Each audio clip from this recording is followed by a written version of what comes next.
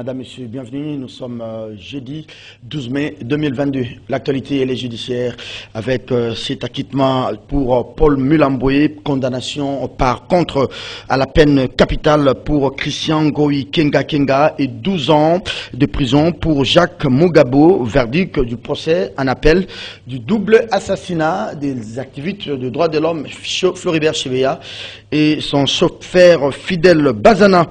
La voix des sans-voix pour le droit de l'homme et toutes les parties civiles se disent partiellement satisfaites du verdict de la haute cour militaire. Procès 100 jours. Presque tous les condamnés en liberté, soit définitive, soit en liberté provisoire. Les tout derniers, c'est bien Sami Jamal, patron de l'entreprise Samibo, qui devrait exécuter les travaux de maisons préfabriquées dans le cadre du projet présidentiel de 100 jours. Samibo, son patron, a quitté la prison de Makala hier, confirmation de notre confrère, de notre consoeur Top Congo FM ce matin, qui citait l'avocat de M. Jamal Sami. Alors, que reste-t-il encore de ces procès 100 jours? Que reste-t-il encore de ce fameux slogan de la lutte contre la corruption et le détournement? Finalement, Sokok, OVD, on apprend également ça. Il reste à vérifier que tous ceux-là qui ont été cités et condamnés dans l'affaire des détournements de l'EPST, certains d'entre eux seraient aussi déjà en liberté. Tout se passerait, semble-t-il, par des libertés provisoires au niveau de la cassation. Martin Fayoulou et Matata Pogno qui convoient la justesse tête à tête de près de 2 heures de haut niveau.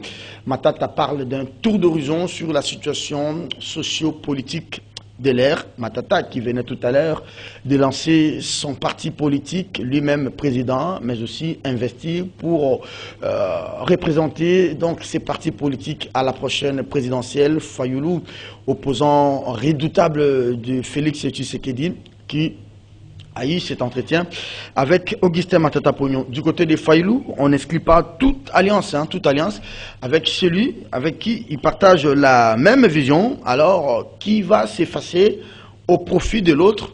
Peut-être l'heure n'est pas d'abord à divulguer les stratégies. On attend, mais ça ne sera pas difficile, ça ne sera pas non plus facile. Les lignes vont certainement bouger. Est-ce que c'est l'ère des alliances? Difficile de répondre. Merci de votre fidélité, madame, messieurs. Vous avez bien fait de choisir Kiosque pour vous informer ce matin. Bienvenue. Les plateaux, il est lourd aujourd'hui avec ce grand retour de Jean-Romas Mokolo. Il est des CCTV. Bonjour et bienvenue. Bonjour Serge Kabongo et merci beaucoup en tout cas pour l'invitation. Les menus vous arrangent. Hein. J'ai vu un débat très chaud sur ce plateau de Kiosque sur la question de la CENI dans le sud d'Oubani. Ça s'annonce chaud avec les prochaines élections. Hein. Oui, bon, nous suivons l'actualité au quotidien. Donc, en tout cas, on va donner notre point de vue par rapport à tous ces débats-là qui se passent. Très bien. Ce n'est pas à l'ordre du jour, mais j'ai suivi ça. Mais on ne va pas aligner ça. J'ai suivi que c'était très chaud sur le plateau de Jameda. Ah oui, bon, je ne crois pas qu'entre journalistes, ça sera aussi choqué entre les... Mais quel est votre point de vue personnellement quand vous attendez les gens discuter, échanger de ça? Tel parti veut avoir déjà un président des CEP au niveau de telle province, tel parti veut avoir tel... Je crains fort qu'après les élections, qu'on connaisse des troubles dans nos provinces. Oui, donc je me rends compte que donc, notre problème n'est pas un problème de texte, mais c'est un problème en fait des cultures politiques, quoi, des cultures démocratiques.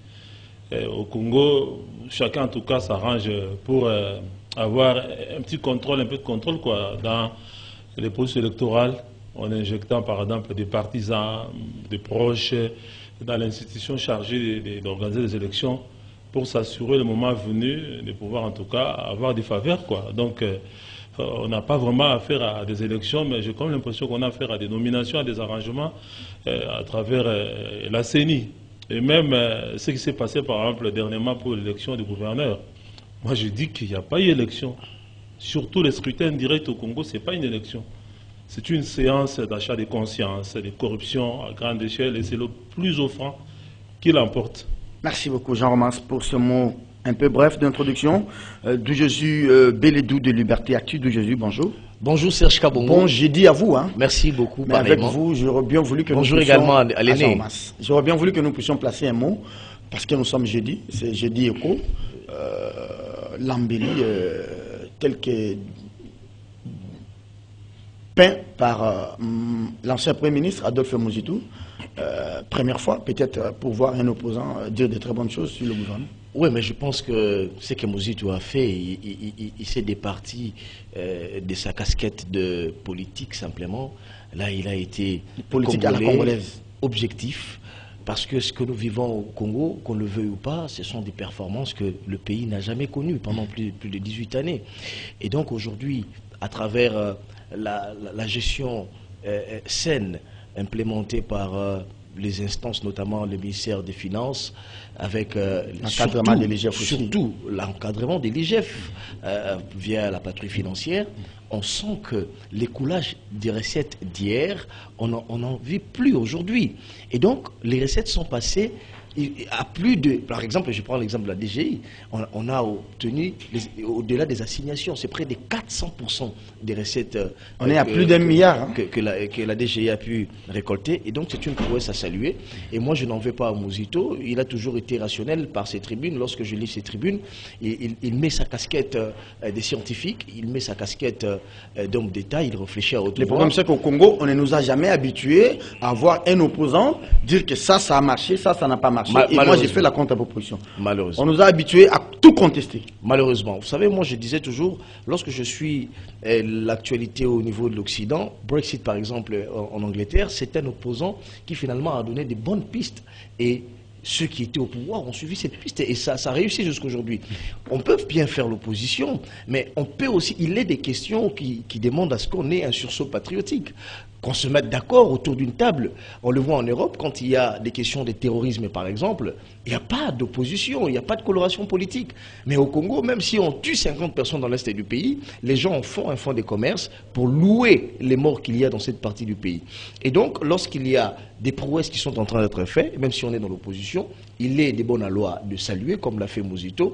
Et lorsqu'il y a à condamner, en tant qu'opposant, il doit prendre sa responsabilité. Il ne s'est pas limité à encourager, mais il a fait des propositions en disant que maintenant, on peut aller encore au Parlement, revoir le budget national, parce qu'il y a quand même une croissance exponentielle qui ne dit pas son nom. Exactement. Allez, on va aller à l'actualité judiciaire aujourd'hui qui prend la main pour ce premier thème de l'émission. Fiko de José Beledou. Acquittement pour Paul Mulamboye, condamnation par contre à la peine capitale qui n'est plus applicable au Congo. Pour Christian Ngoy Kenga Kenga, 12 ans pour Jacques Mugabo. C'est en tout cas l'épilogue pour ces procès. Vous avez dit 12 ans, effectivement, cela a pris 12 années. Chebea a été assassiné en 2010. Oui.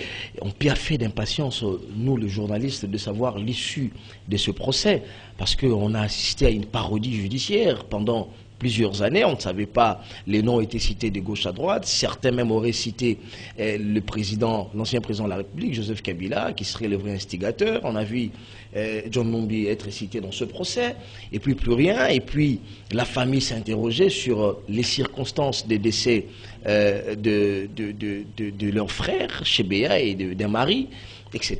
12 années après, enfin, je pense que c'est un ouf de soulagement d'abord. Un ouf de soulagement pour la femme de Chebea, la veuve, la famille, mais aussi pour tous les défenseurs de droits de l'homme, parce qu'on ne pouvait pas comprendre qu'un compatriote, pour avoir mis sa compétence au service de la nation, parce qu'il faut rappeler aux gens que Chebea a enquêté sur le massacre des Makessa, je crois, dans la Bundu Mayala, il voulait mettre à nu ce qui se passait, et comment est-ce que ces gens-là ont été massacrés. Il y a eu des menaces d'abord. Il y a un proche collaborateur à lui, Paul, je crois, Fidel Bazana, Fidel Bazana qui était parti. Après, Chebea est resté pour continuer ses enquêtes. Il a été abattu dans les conditions qu'on nous a présentées. Je crois que le plus important aujourd'hui, c'est qu'il y a eu un verdict. Et je fais foi à la justice militaire qui se diffère pratiquement de la justice civile. Si c'est 10 années, je pense que au niveau de la justice judiciaire, le droit est respecté. Contrairement à ce que nous avons vu, je crois qu'on va en parler tout au long de ton émission avec le procès 100 jours. On nous a fait miroiter un procès public et malheureusement aujourd'hui, personne de tous les condamnés qui restent en prison. Là, vous effleurez un pan de la question. Hein. La justice militaire, franchement, c'est la seule qui jusque-là se bat, et peut-être avec les maigres moyens, mais on sent qu'il y a la discipline. Qu'est-ce qui peut impulser cela? C'est la discipline de l'armée ou bien c'est toujours l'impulsion du chef? Lorsque vous parlez aux juristes, par exemple, ils vous disent la justice civile se diffère de la justice militaire parce que la justice militaire, comme vous l'avez dit, obéit à une discipline et beaucoup plus aux exigences de la cour martiale. Vous savez, la cour martiale, ce sont des gens qui sont très catégoriques parce qu'au niveau de l'armée, il n'y a pas de pardon, il n'y a pas de pitié, il n'y a que la discipline. Et d'ailleurs, l'armée dit la discipline est la mère des armées. C'est ainsi que lorsqu'il y a une décision au niveau de la haute cour militaire, on purge sa peine en prison. On purge sa peine de manière ferme. Il n'y a pas de liberté provisoire. Il n'y a pas de liberté conditionnelle. Il y a des gens qui ont été condamnés à 20 années de prison, qui sont en dolo, qui coupissent en dolo jusqu'à aujourd'hui, Serge Kabongo. Ils sont là. Ils sont aujourd'hui à 11 ans, à 12 années, à 10 années.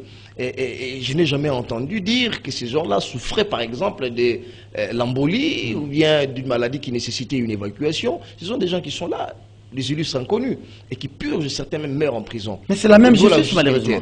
Et malheureusement, bon, les juristes vont vous dire la liberté est la règle, la détention est l'exception. Mais comment on pratique cette liberté au Congo?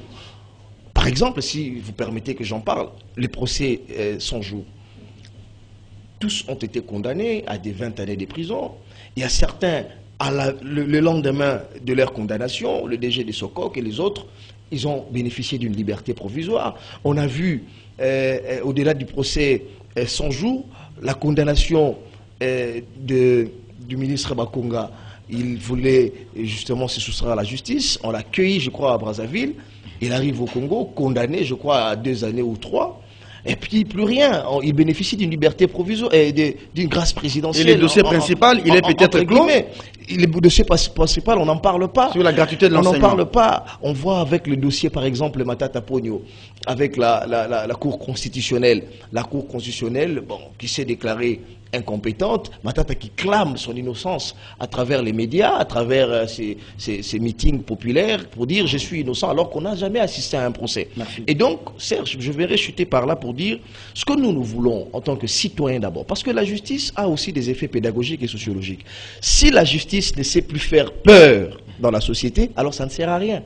Vous encouragez justement ceux qui détournent. Aujourd'hui, le travail de l'IGF, qui aura encore foi, par exemple, au niveau des institutions ou des gens qui détournent lorsqu'il y aura procès? Les gens penseront que ce sont ce qu'on appelle un peu arrangement à l'africaine, sous l'arbre à palabres. Vous détournez, après vous allez voir un magistrat, vous bénéficiez d'une liberté provisoire. On sait que les libertés provisoires, on ne rentre plus en prison. Elles sont en réalité des libertés définitives. Souvenez-vous de Bruno Tshibala. Bruno Tshibala, jusqu'au moment où nous faisons cette émission, c'est un prisonnier en liberté provisoire. Mais un premier ministre de ce pays, on a connu dans ce pays un premier ministre qui est en liberté provisoire, Bruno Tshibala. Et donc, je doute fort, je peux mettre ma main à couper, que Kamere retournera en prison, puisqu'il a bénéficié d'une liberté provisoire, autant pour le DG de Sokok, autant pour Jamal, Benjamin Wenga, Sami Jamal, Benjamin Wenga. Et malheureusement, on assiste à une cour constitutionnelle qui est à faune, une cour constitutionnelle qui a fait douter, parce que...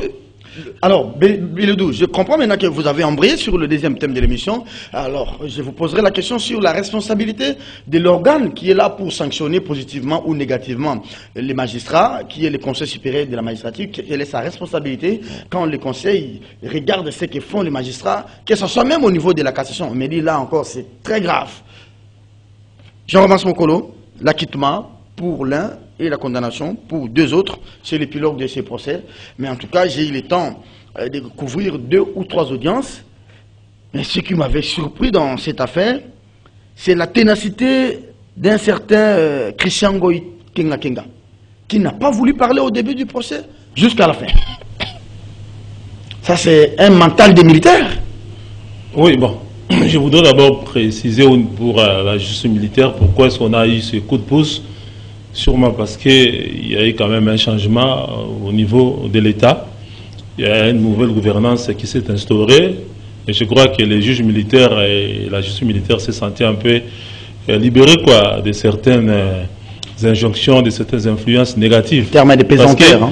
C'est la même justice militaire, par exemple, qui a fait un procès, une parodie de procès sur l'affaire Tchébéa. C'était la même justice militaire à l'époque du régime Kabila. Et par exemple, on note aussi les procès sur l'assassinat de Mouzé. a été marqué par beaucoup d'irrégularités, beaucoup de dictates. Il y a des gens qui ont été condamnés, ils sont restés en prison comme l'État, sans qu'ils aient vraiment bénéficié d'un procès équitable. La même justice militaire aussi dans l'affaire du premier vice-président de l'Assemblée provinciale, Daniel Botetti. Ok, voilà.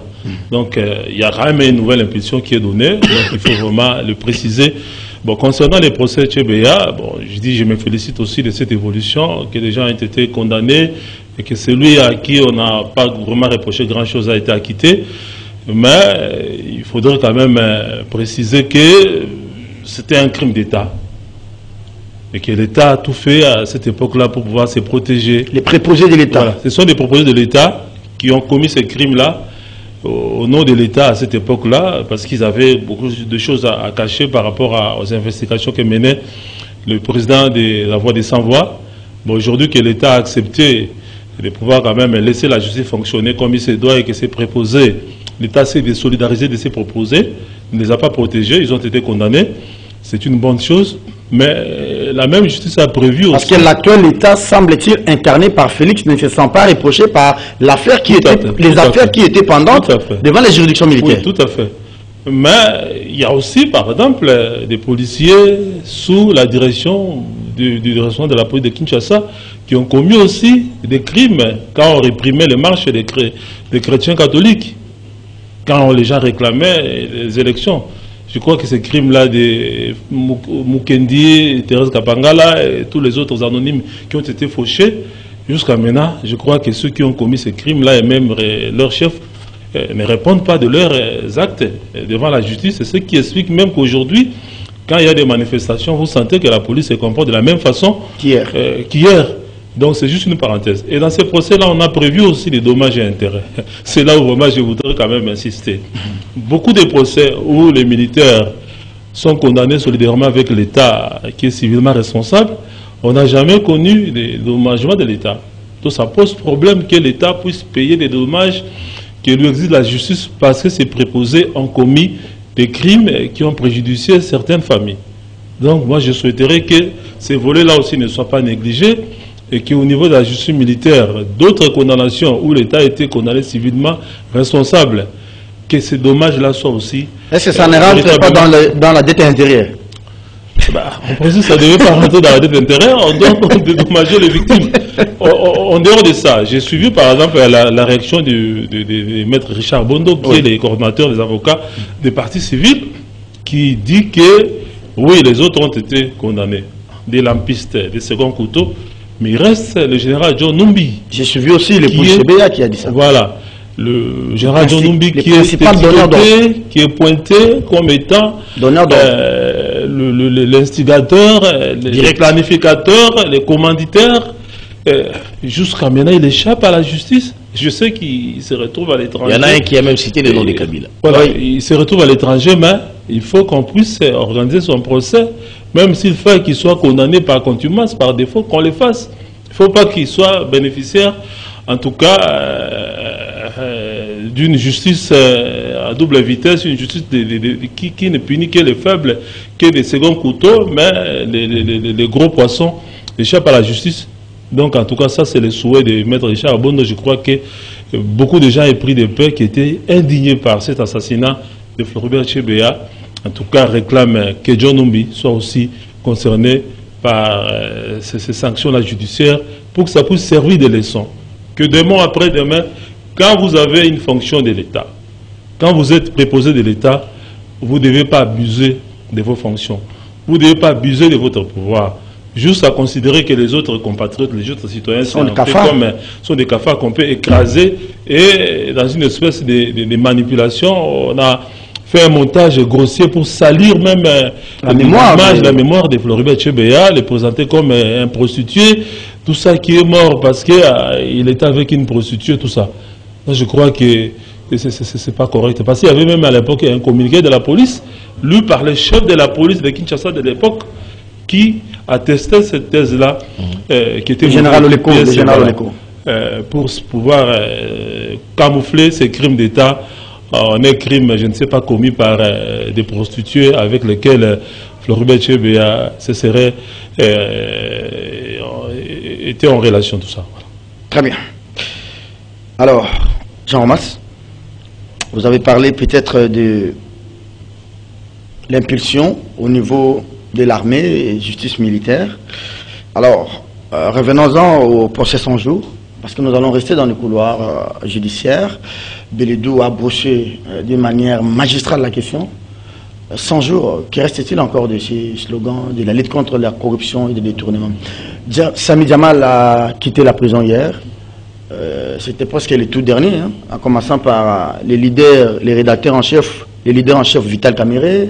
Vous avez vu, comment il s'appelle, Sokok, Benjamin Wenga, Daniel Massaro, qui d'ailleurs n'était vraiment pas concerné directement dans cette affaire, Mouima, qui est parti, et enfin, c'est Samy Djamal qui est parti. Bon, concernant Samy Djamal, je crois que ce serait que justice, quoi. Il est suffisamment âgé. Bon, l'accusé principal, Vital Kamere, a bénéficié d'un traitement de faveur. Il est allé même se faire soigner à l'étranger. Je crois qu'on pouvait vraiment laisser Samy Djamal aussi croupir en prison sans bénéficier pratiquement des mêmes avantages, quoi. Je crois que ce n'est que justice. Ça, c'est juste une parenthèse. Oui, oui. Mais concernant la justice, vous savez, hier comme aujourd'hui, notre justice en tout cas reste gangrénée par beaucoup de mots. Il y a par exemple la mainmise politique sur le pouvoir judiciaire. Donc cette justice-là, en tout cas, n'est pas encore indépendante. Et il y a la corruption qui règne parce que... C'est un pouvoir judiciaire ou bien c'est un service judiciaire? Non. Instrumentalité. Est-ce que c'est un pouvoir? C'est apparemment, c'est comme une branche du pouvoir politique de l'exécutif, quoi. Donc cette indépendance-là n'est qu'instruite dans la Constitution, sur papier, mais dans la réalité, il n'y a pas d'indépendance. Je vous donnerai un petit exemple que j'ai personnellement vécu avec l'avocat Maître Pato Jésus Lendo, oui, qu'on avait qu'on a présenté comme un escroc, tout ça, qu'on a envoyé d'abord incarcéré au niveau des camps Kokolo par la justice militaire. Après, on a envoyé à la cour d'appel de Kinshasa-Gombe, mais il nous a témoigné qu'il y avait des injonctions qui venaient pour qu'on puisse en tout cas les condamner vite à renvoyer à Makala Vaski, semble-t-il, il était un candidat gênant pour un certain groupe politique. C'est juste un exemple. Et beaucoup d'exemples sont légion sur le mauvais fonctionnement de notre justice. Donc, ça tord le cou à la lutte contre la corruption, l'un des piliers de l'action du président de la République. Et surtout quand on dit que quand la politique entre en tout cas dans les prétoires, la justice sort par la fenêtre. Et ce que j'ai constaté par exemple sur ce dossier-là du procès 100 jours, vous savez quand même c'est lui qui est l'accusé principal, c'est un acteur politique majeur, un ancien allié du chef de l'État, un ancien directeur de cabinet du chef de l'État, et qu'il fait partie en tout cas quand même d'un groupe politique assez influent et qui fait beaucoup de pression. Je crois qu'il y a ici... Mais les juges Yanni, s'il vous plaît, donc les juges Yanni est mort pour rien. Au-delà du juge Yanni, le professeur Kalouba qui vient de perdre son fauteuil a fait le boulot pour rien. Et au finish, ce sont ces gens-là. Je suis d'accord avec vous quand vous dites, vu aussi son âge, vu aussi l'état de santé, mais dans tout ça là, les préjudices qui a été causé au peuple congolais, qu'est-ce que nous avons récupéré? Oui, on constate par exemple dans tous ces procès concernant le détournement des deniers publics qui étaient destinés en tout cas aux travaux d'intérêt général, construction des eaux de moutons, des maisons préfabriquées, on se rend compte que pratiquement comme vous l'avez indiqué, tous ceux qui étaient concernés sont en bonne situation, donc ils ne sont pas vraiment coincés par la justice. Bon, il y en a peut-être, on peut comprendre que la corruption y est passée par là, et d'autres, il y a des pressions politiques. Donc c'est la réelle politique sûrement qui doit avoir joué. Est-ce que le président Félix, vous êtes vraiment analyste, grand éditorialiste de CCTV, vous êtes passé par des grandes rédactions comme Le Potentiel, est-ce que demain, le président de la République, par rapport à tout ce qui se passe, qu'il soit de près ou de loin mêlé à ça, il viendra encore dire aux gens que j'ai fait de la lutte contre la corruption mon cheval de bataille et il y a eu des résultats probants, par exemple? Serge, quelqu'un a dit... Ce que vous faites crie tellement fort qu'on a du mal à entendre ce que vous dites. Donc moi je pense que ce n'est pas important ce que nous disons, ce que nous promettons, même ce qui se trouve sur papier. On va juger le chef de l'État, on va juger tous les gestionnaires de l'État par leurs actions. On note que sur le plan de la relance du pouvoir judiciaire, en tout cas, on n'a pas beaucoup évolué, comme vous le constatez, parce que il y a l'impunité qui continue à régner et que l'IGF, comme le disait d'où Jésus Bélédu, semble avoir fait en tout cas un travail inutile parce que l'impunité continue en tout cas à régner au nom de la réelle politique, au nom des intérêts des uns et des autres. Alors moi je suis tenté de donner raison à Félix Tshisekedi quand il a dit devant la diaspora congolaise de la Côte d'Ivoire que sans des bons magistrats, sans une bonne justice, nous ne pouvons pas avoir un état de droit véritable. Tshisekedi a totalement raison, Serge Kabongo, de le dire. Moi, je ne comprends pas pourquoi certaines personnes s'agitent pour un oui, pour un non de Tshisekedi. C'est que Tshisekedi a déclaré, c'est ce que nous disons, c'est ce qui s'est dit, c'est ce qui s'est vu au niveau de la justice congolaise. Si hier, Tambou Mamba parlait des 3 V, vestes, villas, etc. Les véhicules. Mais aujourd'hui, c'est que nous vivons, justement, nous en parlons, nous en déplorons. Mais pourquoi ces juges-là nous font ça? Pourquoi ces juges-là font ça, Félix? Je ne suis pas d'accord avec mon aîné sur un point, essentiellement lorsqu'il dit c'est normal, ce n'est que justice parce que Jamal a vieilli, parce que les autres ont bénéficié de traitement des faveurs, etc. Vous savez, lorsque vous visitez la prison centrale de Makala, lorsque vous visitez le parquet, on vous dit qu'il y a des gens qui sont au Niouf par le simple fait qu'ils auraient volé, je ne sais pas, de chèvres. On vous dit qu'il y a des gens qui sont en prison et qui ont fait, et d'ailleurs, jusqu'aujourd'hui, il n'y a pas un procès. Simplement parce que ils ont fait 10 années, 15 ans, 7 ans, parce que c'est un monsieur qui a tenté de protéger l'une de ses parcelles, etc. Il y a eu une bagarre et puis il est allé en prison pour causer blessures volontaires, y compris en prison. Et pour les gens qui ont lorsqu'il s'agit des gens qui ont détourné des millions dans ce pays, on trouve un traitement des faveurs. Et on dit ce n'est que droit. Non, Serge, il faut qu'on arrête avec ces discours. Il faut qu'on arrête avec cette justice des forts au détriment de la justice des faibles. Alors, c'est la volonté. C'est que nous vivons, Serge, il faut le dire, c'est que nous vivons actuellement au pays de Tshisekedi, c'est la justice des forts au détriment de la justice des faibles. 57 millions de procès 100 jours. Peut-on nous dire combien avons-nous retourné après condamnation des Camérés, après obtention des libertés provisoires à la caisse de l'État? Chez moi, à Bouta, il n'y a pas de route. Même avec 5 millions, avec 1 million, on peut faire 1 kilomètre de route. On peut construire les infrastructures. Aujourd'hui, l'État se démêle pour avoir les financements des 145 territoires.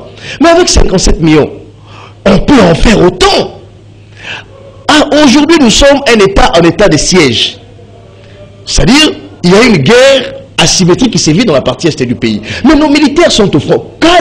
Qu'est-ce que nous n'avons pas entendu sur les munitions, sur comment on appelle, les rations des militaires, la prime des militaires? Mais pendant qu'ils sont au front, il y a des individus qui détournent des milliards en francs congolais, des millions, et 2 mois, 8 mois après, ils sont en liberté provisoire, on dit c'est normal, ils pouvaient mourir en prison. Non, Serge, il faut qu'on arrête avec ces discours. Je pense qu'il est important que les magistrats, ce secteur-là soit assaini. C'est là où je parlais de la responsabilité justement de la Cour constitutionnelle. La Cour constitutionnelle, en tant que magistrature suprême, a la compétence justement de suspendre même un magistrat, de révoquer un magistrat. Mais dites-moi, Serge, nous sommes journalistes, nous couvrons des procès. Combien de magistrats, au-delà des parodies de justice qu'on entend chaque jour au niveau de la Cour de cassation, Conseil d'État, au niveau de telles cours, combien de magistrats ont été suspendus? Combien ont-ils été révoqués? Mais j'ai l'impression que nous tournons en rond. Demain, il y aura d'autres scandales. C'est-à-dire, c'est là où je disais, la justice doit faire peur. La justice a des effets sociologiques, pédagogiques dans une société. Mais lorsqu'on détourne et que la justice ne suit pas, pourquoi on nous a médiatisé les procès 100 jours? J'aurais bien voulu que les procès ne soient pas médiatisés. Qu'il y ait de l'énergie, qu'il y ait du temps. D'abord, le procès 100 jours, le fait de le médiatiser, a coûté de l'argent au trésor public. D'abord, le procès 100 jours a coûté la vie d'un juge. Giugiani.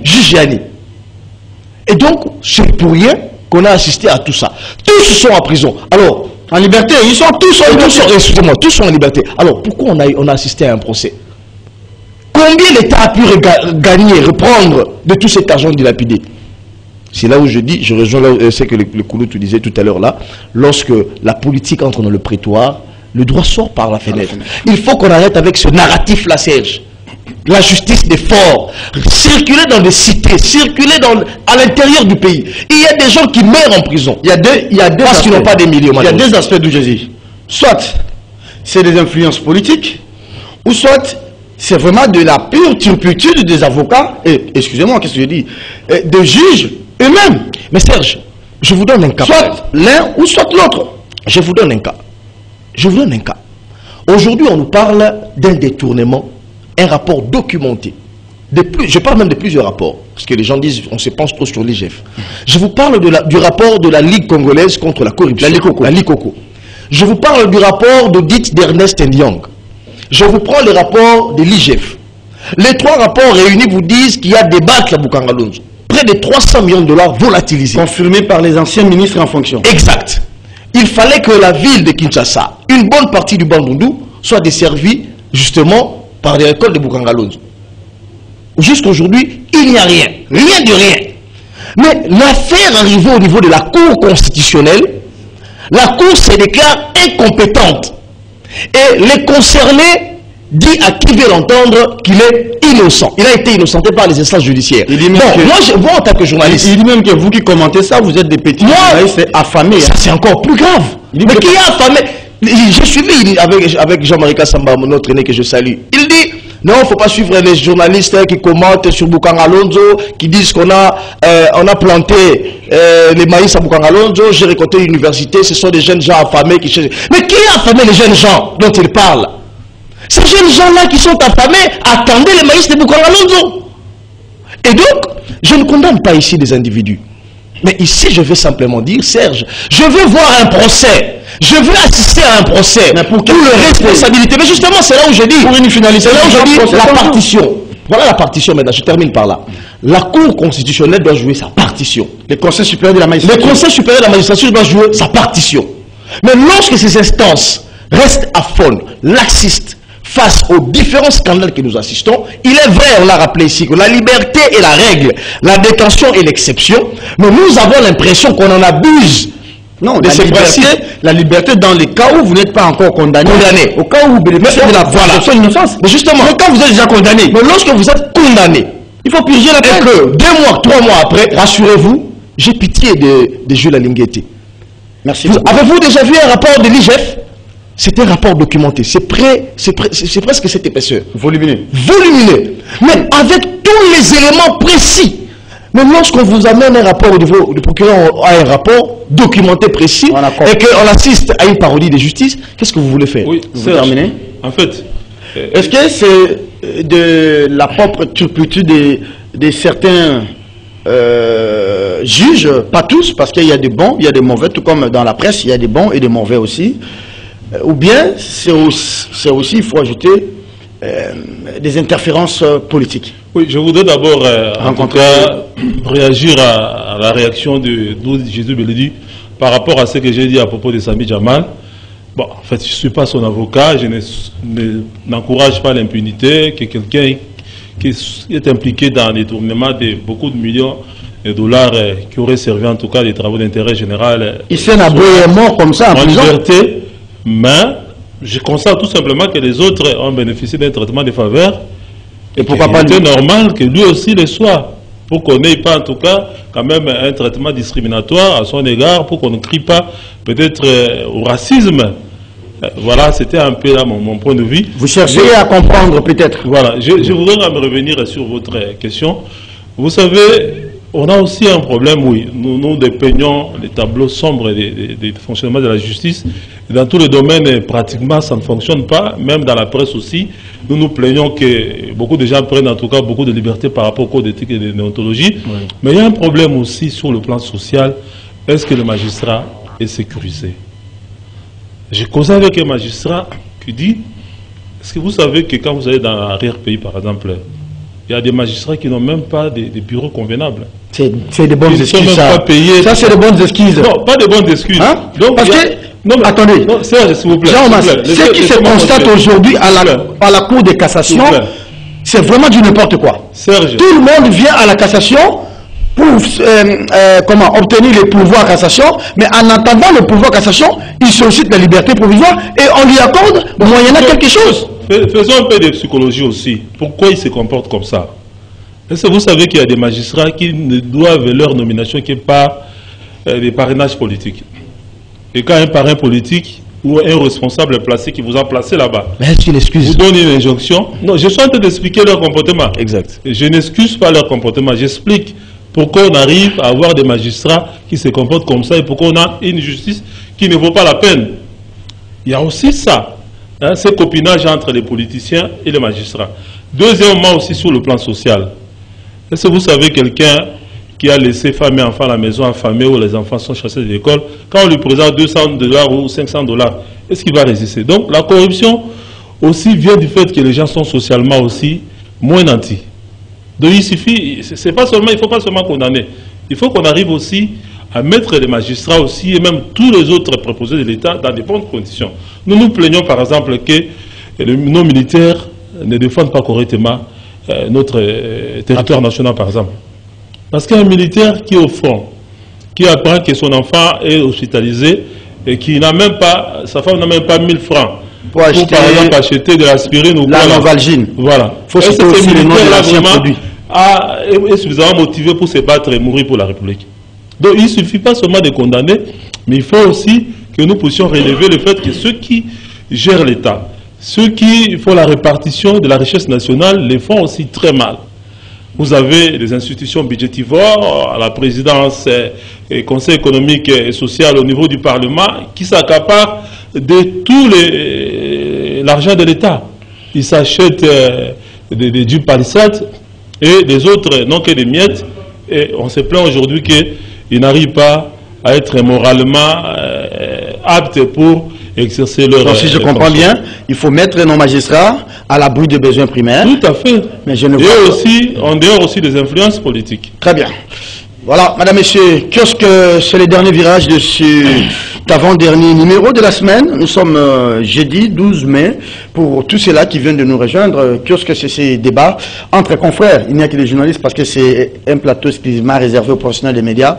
Il nous arrive difficilement, peut-être, de prendre un ou deux consultants pour nous aider sur des questions spécifiques dans des domaines aussi spécifiques. Et aujourd'hui, on n'a que deux Jésus et Jean-Romas Mokolo. Justement, Jean-Romas, on peut se séparer avec ces tête-à-tête des hauts niveaux entre Matata Ponyo et Martin Fayoulou. Fayoulou, on le sait, c'est apparemment l'unique, le seul opposant aujourd'hui au régime de Tshisekedi, qui se voit avec un ancien Premier ministre, lui aussi très en difficulté. Il a de mal à partir avec la Cour. Après la Cour, c'est maintenant les camps présidentiels qui ne jurent que sur sa condamnation ou soit son jugement pour l'affaire Boukangalonzo. Le confrère l'a évoqué tout à l'heure.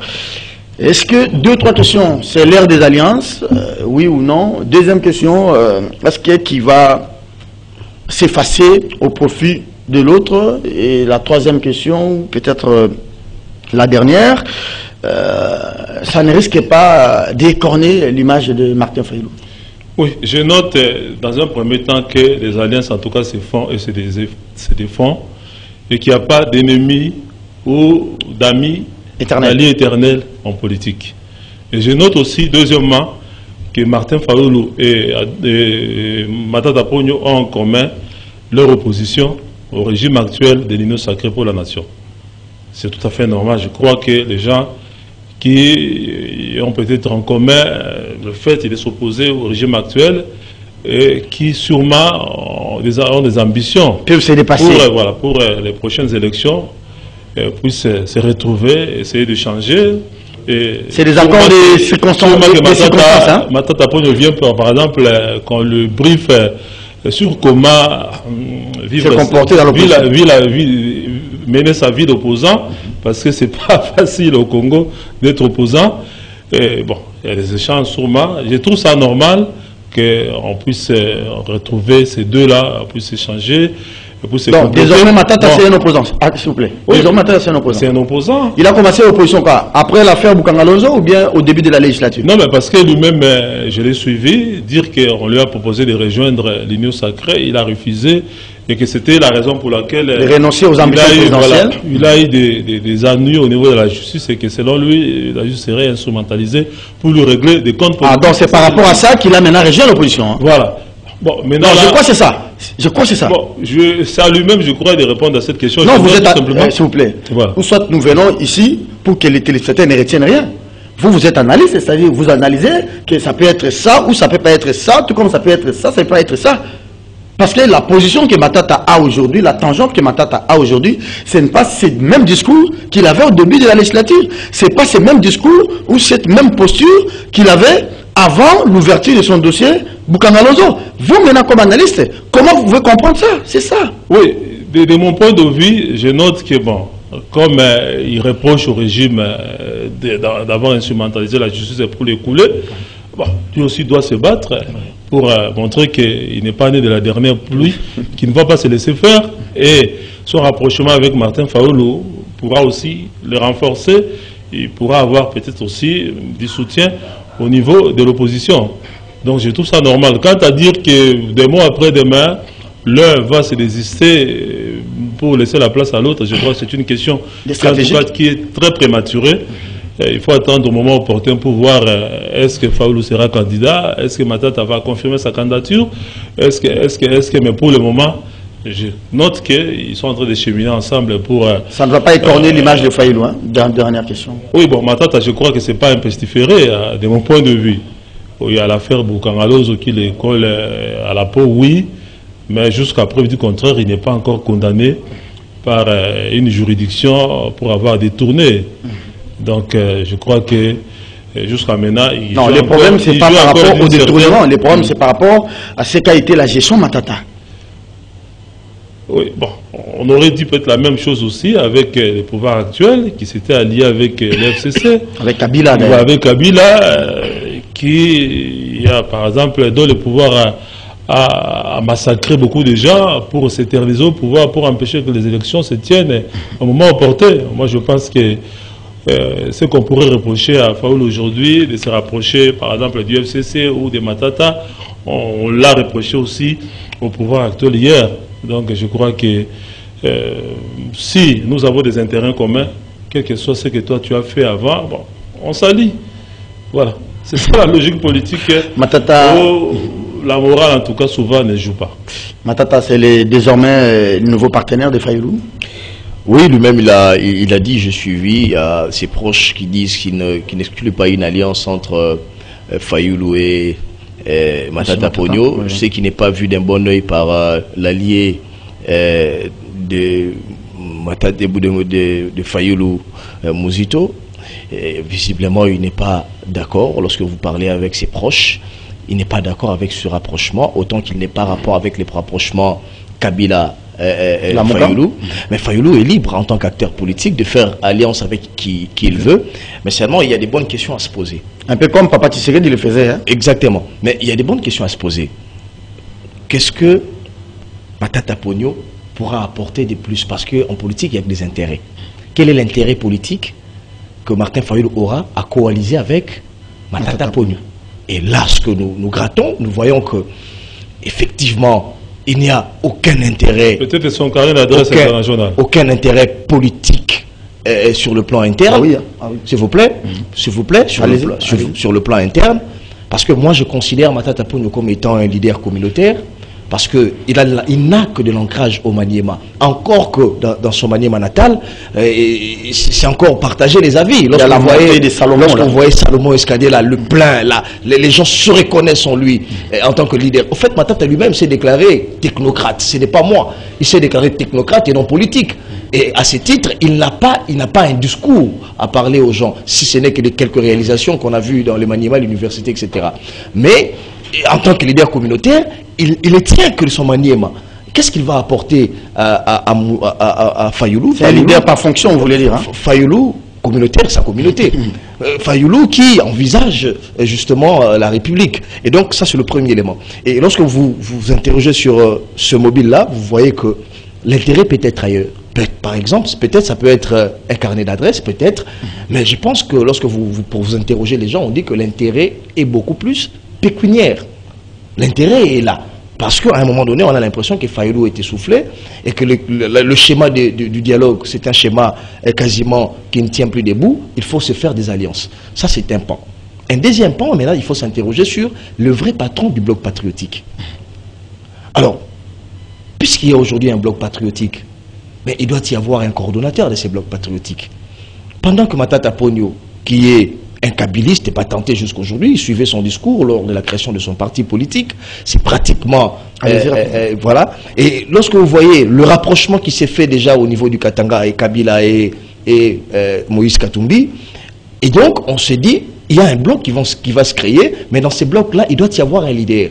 Est-ce que Fayulu ne va pas se diluer? Le leadership des Fayulu ne se verra pas amenuisé par ces blocs patriotiques où on voit Kabila, Katumbi, Fayulu à l'aube des élections. Est-ce qu'il joue une bonne carte? Matata aussi peut-être. Matata aussi peut-être. Est-ce qu'il joue une bonne carte? Est-ce que Fayulu ne fera pas l'élite de Tshisekedi en 2023? Parce que Serge, il faut le dire que Kabila et tous ces gens-là, c'était des gens qui ont été vomis par la population. Et Tshisekedi avait cette pression avec lui. Voilà. Voici pourquoi il a divorcé d'avec le FCC. Aujourd'hui, ce sont des gens... Tshisekedi avait compris ça. Ce sont des gens qui ont été vomis, Tshisekedi les a chassés. Ce sont des gens que Fayulu va récupérer. Mais pour quelle finalité? Je vais terminer par dire ceci. Je termine, je chute en 1 minute. Oui. Je vais chuter par dire ceci. Que Fayulu ne se compare pas à Étienne Tshisekedi. Pourquoi? Parce qu'ils n'ont pas les mêmes carrures avec Étienne Tshisekedi. Étienne Tshisekedi, avec sa carrure, il pouvait voir avec qui coaliser au moment opportun. Par exemple, regardez les différentes coalitions ou les rapprochements de Tshisekedi et Étienne. Lorsque Kamere quitte Kabila, parce qu'il était contre une position avec l'entrée des troupes rwandaises à l'Est, il est parti faire opposition. Et Tshisekedi a récupéré quelqu'un comme ça. Katumbi, c'était le 3 pénalty. En plein mandat, Kabila avait la possibilité de remplir pendant que les chantres et les matata applaudissaient. Tikala, Tikala. Katumbi a pris son courage entre les mains. Il dit, il n'y aura pas de 3e pénalty. Il est allé faire l'opposition. Le G7 aussi. Et il y a eu ce rapprochement avec Étienne Tshisekedi. Les G7 avaient toute la possibilité, les Lutudo et les autres, en plein mandat, en train de manger le sucre avec Kabila, etc. Ils ont quitté Kabila. Ils ont pris le courage. Ce sont ces gens-là que Tshisekedi a accueillis à bras ouverts. Mais est-ce le cas aujourd'hui avec Matata Ponyo? Matata Ponyo, quelqu'un qui a accompagné Kabila vers sa tombe politique, parce qu'à un moment donné, Kabila ne savait plus qui faire et que faire. Il est allé choisir les candidats les plus handicapés du FCC, qui est Chadari, pour lui mettre compétir, sachant qu'il va échouer. Sachant qu'il va échouer. Et pendant ce temps, Matata se voyait déjà comme un dauphin. Et donc, c'était des gens qui ont mis Kabila dans un corbillard politique, qui l'ont accompagné. Alors, Fayulu aujourd'hui est en train de réceptionner et de blanchir, parce qu'en réalité, Matata aussi se victimise. Merci beaucoup. Matata il va parce qu'il sait qu'il va perdre sur le plan judiciaire, et pour se rattraper, il doit faire de l'opposition, et vite. Voici pourquoi il s'est créé un parti, lui-même il s'est autoproclamé candidat, et il est allé faire des coalitions, devenir opposant, pour se blanchir par ses déboires judiciaires. Ce sont les propos de Jésus Béli. 2 mots seulement. Oui. Je note malheureusement que au sein de l'Union sacrée, il y a aussi des gens qui ont amené Kabila dans les corbillards, qui sont là avec le chef de l'État. Ils sont là, les Mobutistes devenus kabilistes qui sont là. Mais c'est à la force. Donc, ce qu'on peut reprocher à Fayulu, on pourrait le reprocher aussi au chef de l'État actuel aussi, qui a embrassé ceux qui ont affamé les Congolais pendant 18 ans, ceux qui sont à la base, par exemple, du massacre des chrétiens qui réclamaient la tenue des élections. Donc, je crois qu'il n'y a pas que des mauvais kabilistes du côté des Fayulu et que des bons kabilistes du côté de l'Union sacrée. Merci à vous, madame, monsieur. Cette émission est terminée. Vous vous complétez d'ailleurs. Hein. C'était très intéressant, très serein, vos analyses. Merci Abdou Jésus Béli. Merci beaucoup, Serge Kabou. On se voit les vendredis de la semaine prochaine. Vous serez face à Mike Gardi Diana pour terminer la semaine prochaine avec. Ça serait un plaisir et un honneur. D'ailleurs, après les vendredis là, si on ne meurt pas, on sera à Kassavoubou sur mon invitation. Merci à vous, cher. Merci beaucoup, Serge. Tu ne vas pas mourir, rassurez-vous. Non, je n'ai pas l'habitude de mourir, franchement. Oh. Voilà. Je ne meurs pas facilement. Tu ne meurs pas de temps en temps. J'espère que désormais, vous serez des nôtres. Bon, hein. Dès que vous m'invitez, je serai là. Allez, merci de partager le plateau avec l'aîné. Oui, avec toujours très modéré, très équilibriste aussi. Merci à vous, chers téléspectateurs et auditeurs, d'avoir été des nôtres. Qu'est-ce qui est terminé? 9h30 demain, avec les mêmes plaisirs. Au revoir et bonne évasion sur les antennes.